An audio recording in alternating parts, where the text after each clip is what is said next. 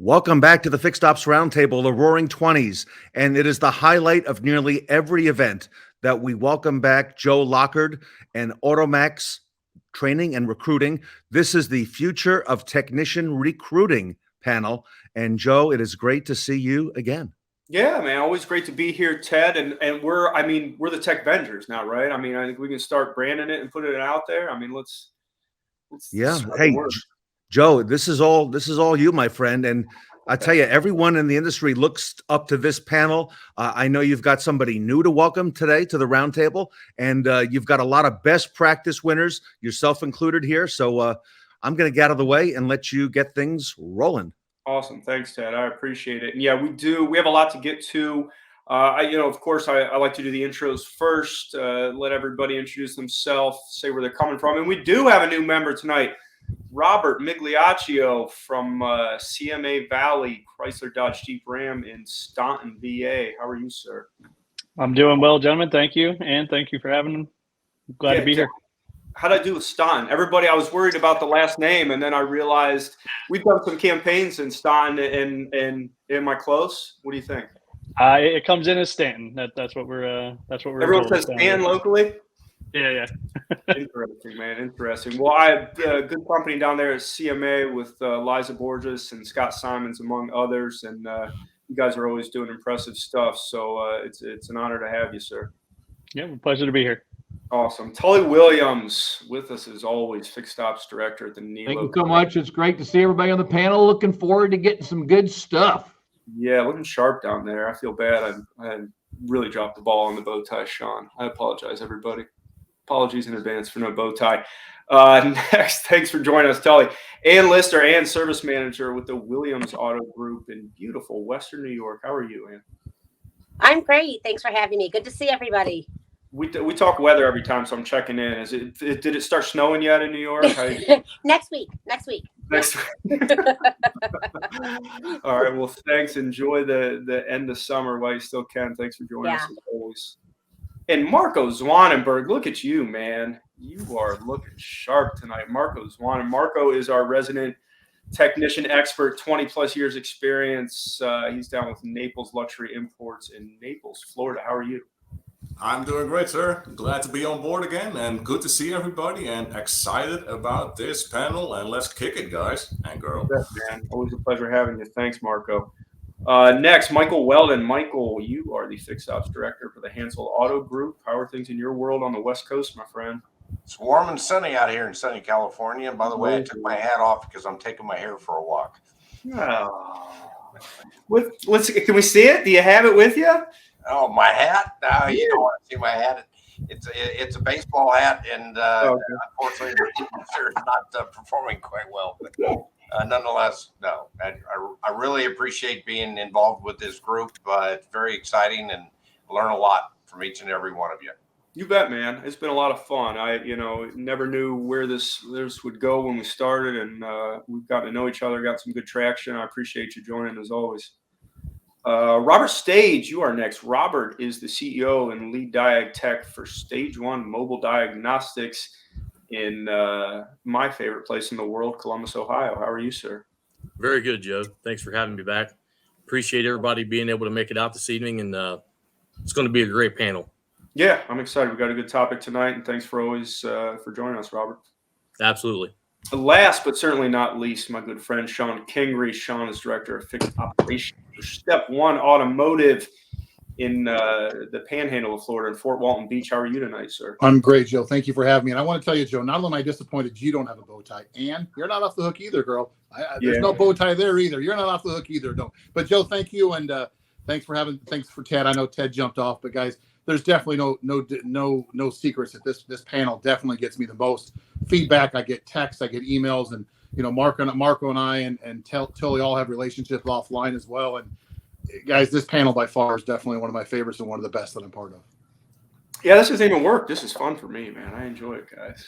It's a good time. So let me jump in here.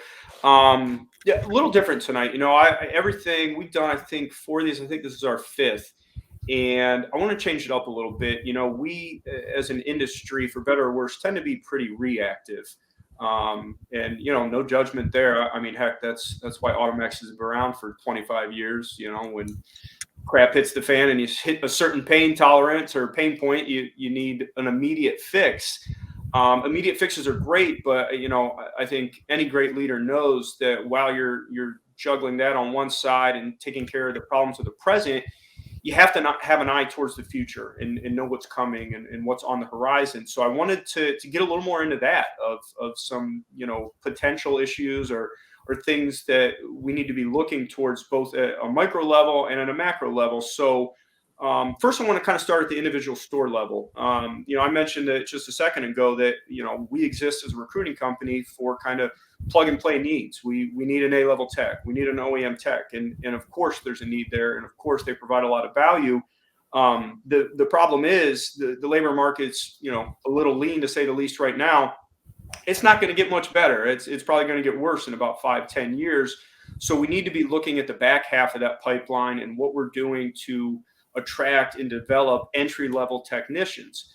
So I want to start there. And Marco, I want to kick it over to you first. We were talking about a week ago that you guys have had a lot of success with service clinics, and I found that intriguing. And I felt there was, a good traction there to kind of build yourself in the community, build some brand, get some recognition, and attract those types of candidates.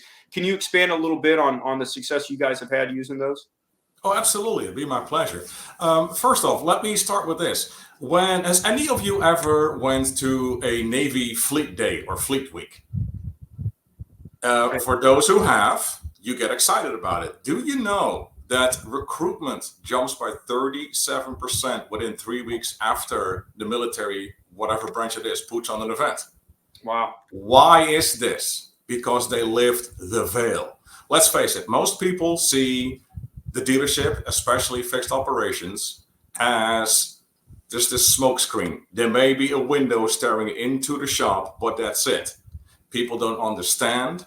People don't know. There is a big communication issue, not necessarily by the people in the dealership, but people just don't understand. When you put on a service clinic and you can put aside that you're going to make this a profitable sales event, it's not that.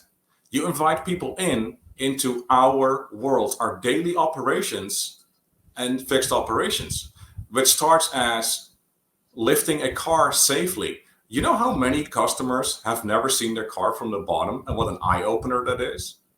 If you just take them literally by the hand and guide them to the process, you hook up the computer to it, you do just a quick scan and you show them how many control units are in this car and how they all interact. This is a top opportunity to show people actually what is going on and to show people how complicated these cars really are. It's never just a quick, especially with modern day vehicles. So now they have this chance to actually look over your shoulder as you are running through a little scenario of diagnosis, or you want to just show these people what the car is doing, how it's doing it, why it's doing it, and what all is involved in taking these steps. Not only do you lift this veil of it's just a big mystery what happens there, you generate knowledge for your customers by showing them how complicated their cars really are and why it can take days for us to figure out what the complaint is. Second, you excite people. A lot of times, the customers that we deal with bring in their kids, their grandkids, and they get excited about it. How are we going to keep professing that we need technicians, we can find them, if we keep our world a mystery? You want someone excited about something? Show them. Make them be a part of it. This is why service clinics are so much more than just customer retention. They are retention for technicians, because now they are the spotlight and they get the credit and the attention they deserve. But you're also creating a positive energy and excitement for younger crew, for new people to come in. It's like, oh, I never knew. It's like, wow, I like this. I never knew this. So here is where I feel that service clinics are a unique opportunity to literally grab the community, which overall have a pretty negative view on the entire dealership. Sure. To take that, to change that, to show them, to let them ask questions, to show them your special tool room, for example, the parts department, everything that's involved, and just kind of lift that veil of secrecy and of, as is commonly seen as deceit, because, you know, we're all thieves, correct? Right. So I think this is a great opportunity to showcase, brand ourselves, generate excitement for the new generations of technicians. Genius. Yeah, I love it. Full transparency. And, you know, we talk about that transparency factor on the variable side a lot, and that, you know, there's significant transparency now and everyone's got all the information.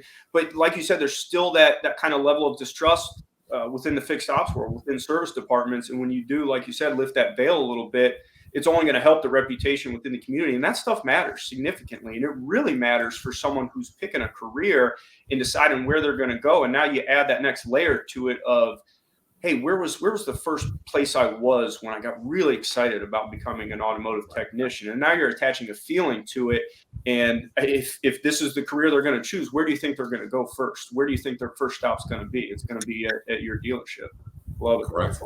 Awesome, man. Awesome. Robert, I want to kick it over to you. And I know this isn't really picking on you, but I'm sorry, Robert Stage. We got two Roberts now. That's going to be rough. It's rough.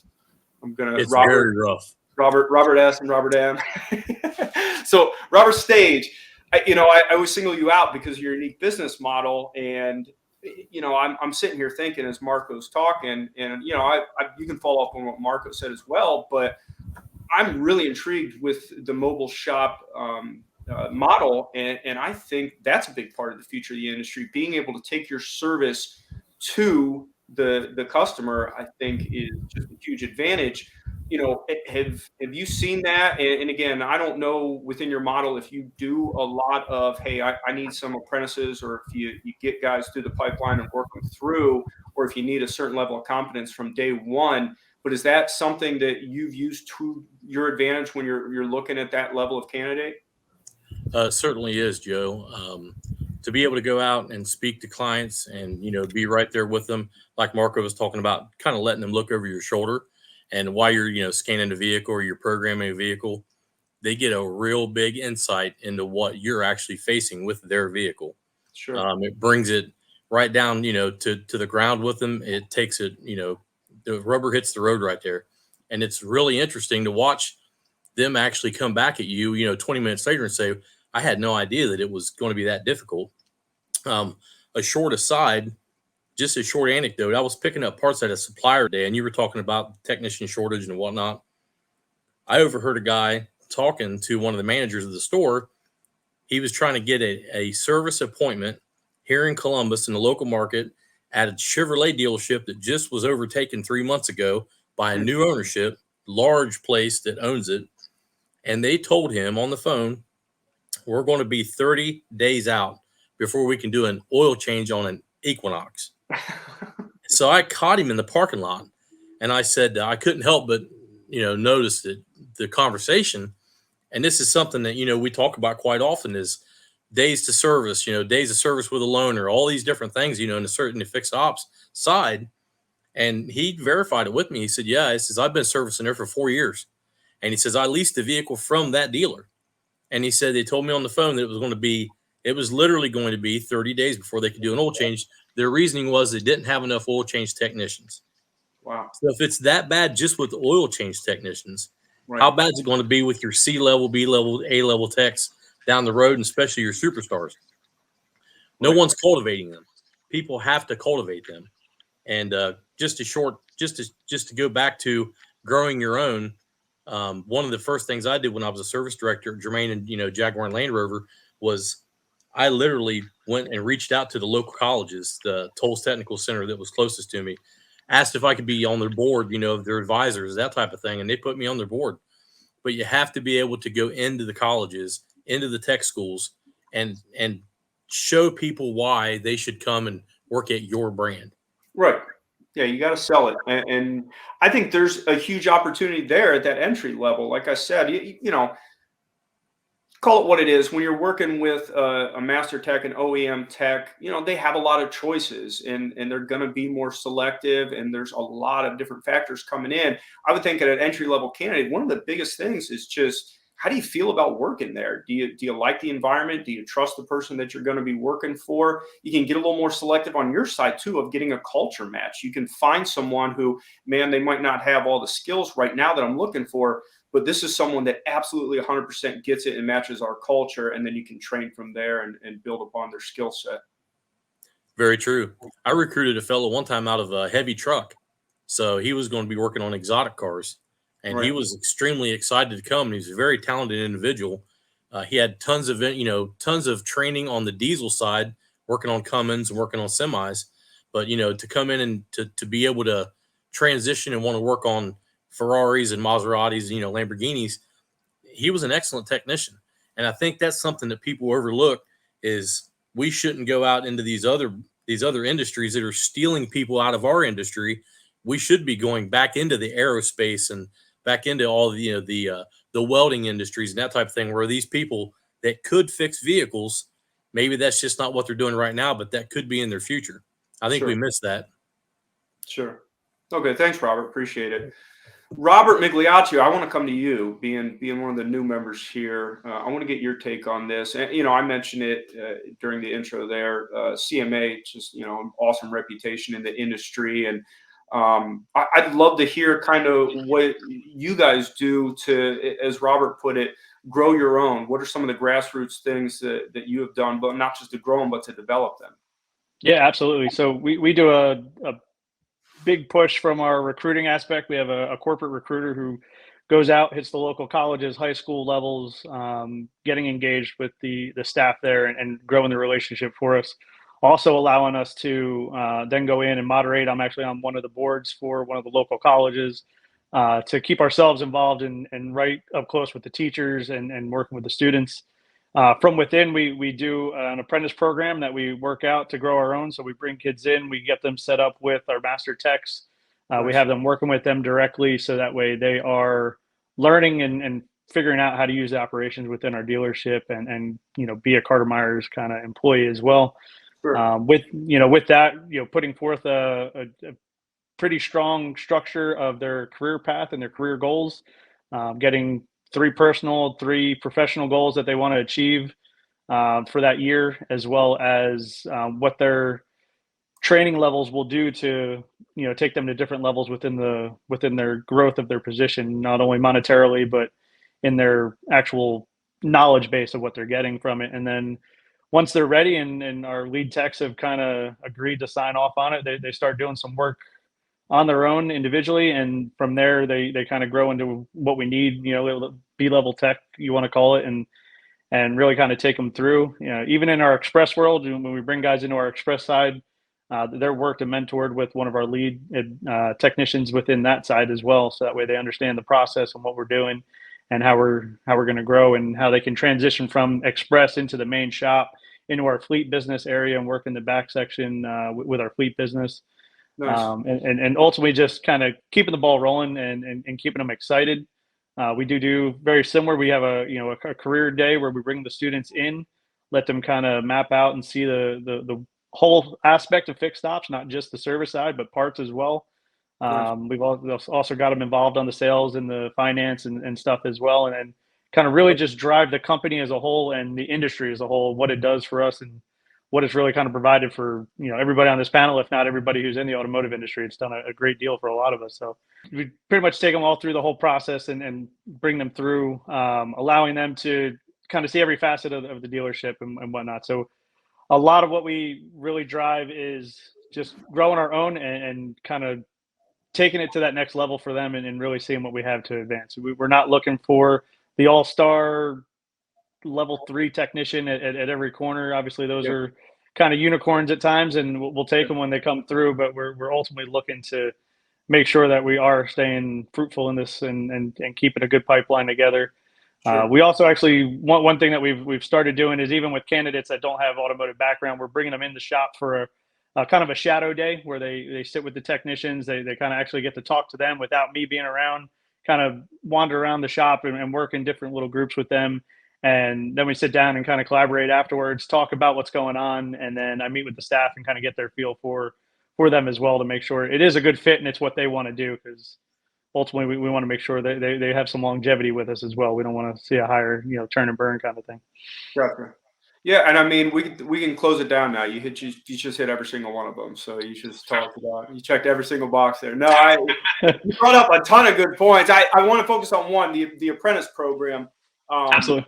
I'm just a huge fan of the apprentice program. I think it's underutilized at times, and obviously, I hear a lot of clients and former clients say, well, I don't have the guys that want to do that. They just want to turn the wrenches. They want to get their hours and they want to get out. And yeah, but that speaks to a larger problem. If your top guys aren't even willing to assist, we got a whole other set of problems on our hands. So yeah, it starts at the top and having the right people and rewarding them. You pay them for their time as well, and spending time with the entry level guys, and it should just never end. It just keeps perpetuating itself.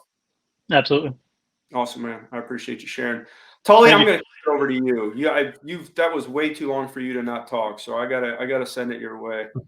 Well, thank you. I mean, a lot of it Robert said spot on. So if your shop is full of A/B techs, you have a serious problem coming up.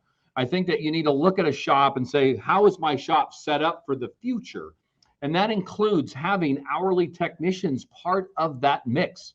And when we go out and encourage them, because the A techs are not going to knock on your door and say, I want to get hired by you, pay me $4 million. It doesn't happen. It does not happen. The goal is how do you do your homegrown technicians, which are your best employees? So we start at colleges and also at OEM schools. For instance, Porsche, BMW, Volvos have classes that are set up, and we will sponsor and pay for them to go. And when they come out, they're still an apprentice, but they've got a taste of that OEM brand, which makes them really excited. And then we have the pathway to 55. And that pathway is training all the way from where they are today as an hourly tech, with a bonus, to a flat rate tech, and all the way up to a $55 an hour tech. We like to do reviews on those technicians every 3 months with all of our technicians, but those are the most important as we help develop that person. Because worst thing you can ever have is a tech come in, he's a quiet guy, and then like 4 years later, where's that guy? Because he already's gone. We want to make sure we don't lose anybody, because it's hard. It's hard field to get people to come in and try it out. But when they try it out, they can find out they can make a couple $100,000 a year. It's a great industry. And here's God bless America for every one of these guys. And as they bring people in. So my words of encouragement is your shop loaded for the future? Do you have a plan in place from the apprenticeship all the way to the top dog? Is that in writing, so when anybody comes in, they can show it to you? And last but certainly not least, is the culture in your shop a happy culture? The worst thing you can ever do is hire a tech. He walks out the shop, you got a bunch of prima donnas. Guy's not going to last. Right. You got to have a shop. Are you grilling every day? Is the smoker on? Is the pizza oven hot? That is a great culture in a shop. Yeah, you hit on something that I want to talk about. You mentioned the quiet guy, right? And you lost him. We say this all the time with sales recruiting, but it's true at the entry level tech position as well. He might hang out for a month or two. You lost him on the first day. And I swear we're going to do one of these panels is going to be just onboarding. And I know it sounds silly and it sounds tedious. It's so important. That first day and that first week are massive, where again, they may go through the motions for a month or two, but he's checked out. He or she knew first day, first week, I'm not staying here. I can't stand these guys. And it can be rough. I mean, techs are a rough breed at times. They speak their mind, and there's some shop talk going on. So you got to keep everybody in order and make sure that everyone understands, hey, this is a new team member. He's not a Chrysler level 3 tech, like you said, Robert, but he's just as valuable. I need you to treat him like a family member, and I need you to help him and bring him along. And you got to foster that culture to make sure it happens when you bring someone on. Thank you, sir. I appreciate it. Sean Kingery, what's up? Look at all that Packers gear. I know, and I have a whole room of it. Don't forget too. So insane.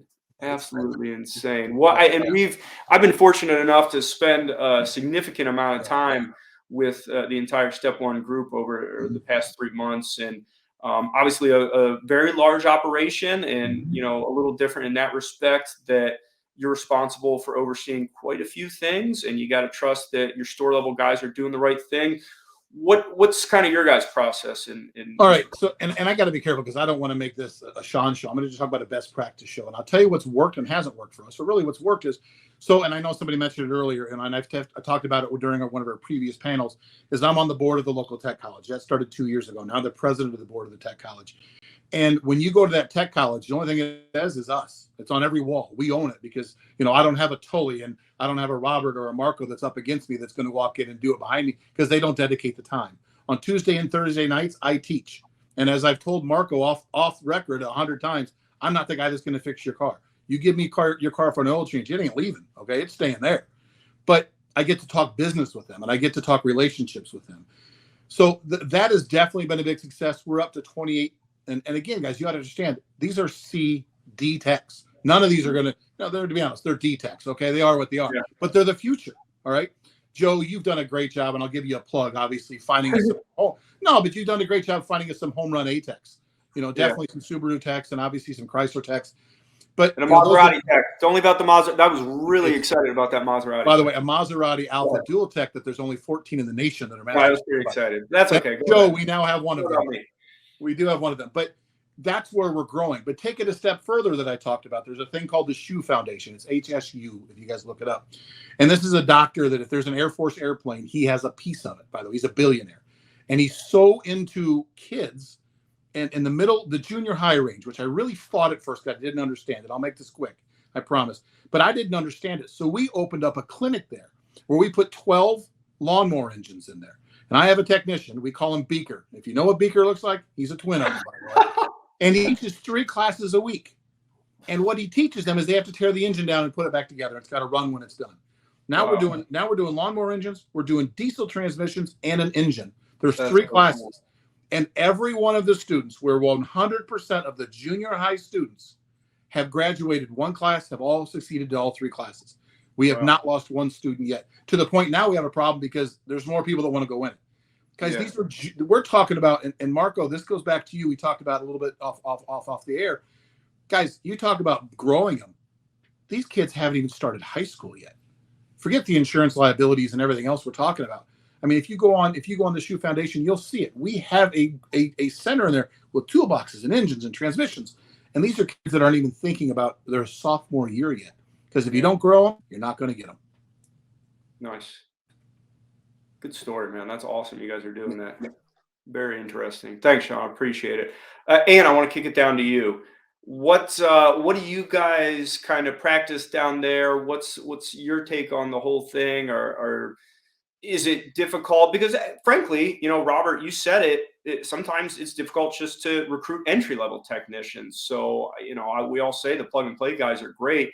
Just to say that we want to look towards the future doesn't mean that we're automatically going to be able to find people. And I know from experience, you're in a pretty tough labor market up there. It's a pretty thin talent pool. What have you guys done to kind of overcome that? So I think one of the things we do when we first bring people in is we show them the pay plan. Here's where you're starting, but here's where you can go. You kind of walk them through the steps so they can see the opportunities that are ahead of them. Because sometimes they can't see, at the end of the day, well, I'm only going to make X. Well, no, you have the opportunity the sky is the limit. So we like to walk them through the path that is ahead of them. The other thing is culture. Culture is huge. Sorry. Like what somebody said earlier, you go in on day one, and if you don't have the right mentors and if you don't have the right culture, these guys are like, oh, I'm out of here, because they can go anywhere. So it's so important that you have the right culture and that everybody is welcoming and everybody is helpful, because the worst thing you can do is bring them in, have them for a month, and then they're out and they're down the street at your competitor. So for us, like I said, the big thing is showing them day one where they start and where they have the potential to go. And number 2 is creating that culture that really is a good work environment for all of us. Nice. And I've heard career path come up a few times, and that kind of feeds into both the onboarding that I talked about, because money matters. And, absolutely. what we hear a lot of is, well, you know, I can get $15 an hour at Burger King. I can get $17 an hour at the gas station. It's like, okay, true. Are you ever going to make more than that? Is that the end of it? Is that all you aspire for in your life? So when you can bring them on and say, sure, I understand. Yep. But here's what an example of your career path looks like, or what other individuals. And then, like you said, over and over and over, get them talking to the technicians so they understand that it's real, and say, you know, bust out the pay stubs. Hey, here's what I made. This is real. This is a career. This isn't flipping burgers at McDonald's. And techs talk to techs. So, you know, techs, they all have their own little groups. So you have technicians that are doing really well. You have a great culture. They're on this great career path. They're going to talk to other people. They're your best source of marketing, are your technicians. Awesome. Nice. Thanks, Ann. I appreciate it. Mm-hmm. And Mike, well, just a quick note there on what you said there, Joe. Sorry to jump in, guys, but go. know, making you $13-15 an hour and that's it. Yes, as a technician, you could earn way more, but do you also hold in mind the amount of money that we have to spend on tool purchase, on keeping up with tools? You know, that stuff is not cheap. So what outweighs what? Beautiful. Well, but that leads to another opportunity, right, Marco, of hey, here's how we're going to help you with this. Because like Ann said, techs talk to techs. So someone's going to come in, they've done their research. Hey, you know, I want to do this. I can't afford these tools right now. Is there any assistance from you guys? What does that look like in 2 years when I'm, you know, going to need a lot more than what I have right now? Right. But that goes right back to the top. And as where you notice that the dealership groups and the dealerships that are making it have fabulous management in place, like Tully, like Sean. Yeah. That's where the difference lays. And last but certainly not least, Mike Weldon, I want to hear from you, sir. Well, I got to tell you, the theme for this whole broadcast, the Roaring 20s, we were an industrial country, for many years. And we brought everybody into the trades, and we trained them, and we grew them. We got to revert back to that. When I interview people or I bring them in, I've done a lot of the same thing that some of the people that are on this committee. You know, I participate in colleges. I go to career fairs. I do all the things. I like Marco's idea on the clinics. I think these are all creative ideas to bring people into our industry. But when I interview people, I interview people to tell them about our business. I don't tell them about the job any longer. And I will tell you that I've taken people that just wanted a base entry job, and now they're excited about the career path, and they can start as a valet and they move into a position as an express technician. Or I had a young lady that came in just a week ago that was applying for an administrative job. She's now changing oil. Wow. My preference is I'd rather change oil. Wow. My boyfriend is a mechanic at an independent, and I said, well, I'll give you that chance. If you want that opportunity, I'll give you that. I'll give anybody the chance. And that's where I think we have to change our mindset, because finding those A and B techs, and then to Tully's point, if your average technician's age is 52 to 53 years age, you're in deep trouble. Yeah, it's going to be ugly. You got to start bringing people up that are a younger generation as these technicians cycle out. And as the industry changes, we haven't talked about EV, but you know, that's going to expand our business, and it's going to give us even more opportunities. And we need to start now. I just think it's an exciting time in the industry for us if we get excited about it. Right. And, you know, I want to mention something, because schools keep coming up in colleges and in high schools, because you can only do so much at the dealership level, right? I mean, you can't even see them first if nobody at all is excited about it, and we're not making it an appealing industry. What are you guys seeing from the trade schools? Is there still value there? Is it, hey, forget everything you learned and we're starting fresh here? Is there still value with learning a trade at a trade school before jumping into this career? I'll take that real quick if you don't mind, Joe. I can tell you that the trade school that I'm involved in, and this is not the Sean show again, but the trade school I'm involved in, the curriculum today is not the curriculum they were teaching 2 years ago. They were teaching carburetors 2 years ago. Okay, guys, we're not doing carburetors. I want them to tear a transmission down, maybe to show them how a transmission works. They don't need to know how to rebuild it, because once again, by the time they get to the point they're going to do it, the transmissions are going to be done and changed anyway. Sure. You have to be intimately involved in the trade school and what they're teaching, or it doesn't work, because otherwise they're teaching stuff. How many times a kid graduates from trade school that's never changed oil? Or back to what Mark and I have talked about 100 times. I bring a technician with me to trade school at least 3 or 4 times throughout the year. They don't teach flat rate. These guys have no clue how they're going to get. Never heard of it. Wow. They've never heard of it. You have to teach that from the get-go. You have to be part of the trade school, which is why I teach 2 nights a week, to be very honest with you. It's not about fixing cars. Right. And I know we got to wrap up here, but these could go on for 3 hours, but that's kind of what we've talked about before, that it's really more of a collaborative effort. And we talked about the OEM part of it. When we talked about pay plans, you could talk about trade schools. I mean, it's a complicated puzzle. We can do as much as we can on our side, but there's certainly other factors involved here. You know, one thing on that, what Sean said is spot on. When I go speak at trade schools, I don't talk about education. I talk about the future at a dealership and how they get paid. There you go. And they're like, oh, and how if brake job takes you this, you get paid this. If you make a mistake, it costs you. They need to know that. Yeah. And then you can get excited about, I have them get their calculators out or their phones out. Okay, 13 times 40 is, 55 times 80 is. Can you imagine making that, my good friends? Gets me excited. I didn't talk about education. You're spot on, Tully. You bet. Wow. Powerful stuff, Tully. I like how you do that. Joe, this panel does not disappoint. Great information all the way around. Marco, thank you for that on the service clinics. You reinforced a lot of information, and appreciate you doing that, Marco. Absolutely. My pleasure, Ted. And you're looking good too, my friend. So, Hey. Joe, tremendous job with the panel. I want to thank Robert from CMA. Robert, great information. A lot of stuff you gave us. Wow. So we look forward to having you back. Our slot next time, Ted. I know, right? We just need for Robert, right, to get all that down. He, like you said, he checked off all the boxes. So love it. Ann Lister, amazing, great stuff. Thank you, Ann. Thank you so much. Tully, you're a big part of everything that we do. So thank you so much. Love the bow tie. Maybe consider keeping that, right, as we move into the future. So, Mike Weldon, thank you. Great job, as always. Wonderful. Thank you.